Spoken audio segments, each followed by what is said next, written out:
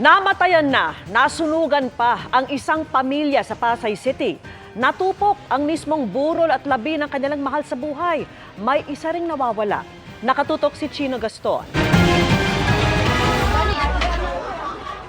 Pasado alas 11 ng umaga nang biglang sumiklab ang sunog sa pagitan ng Barangay 1 at 2 sa Pasay City. Sa lakas at bilis ng pagkalat ng apoy, 15 bahay ang nasunog at 40 pamilya ang nawalan ng tirahan. Pero doble dagok yan sa isang pamilyang nagluluksa na para sa pumanaw na kaanak bago pa ang sunog. Nasunog ang bahay kung saan ito nakaburol, damay pati ang kabaong at pinaglalamayang labi. Yung nasa ibaba, yung nasa first floor, hindi nila alam na susunog na pala itaas nila. Yung kabila nadamay. Kaya, ayun, kawawa rin, siyempre, yung pamilya nun. Saka yung namatayan, siyempre, doble sila. Siya po ay nawawala kanina pa po simula ng pag-umpisa ng sunog. Hinahanap naman ng isang 20 anyos na lalaking border na pinaniniwala ang naipit sa mga nasunog na bahay.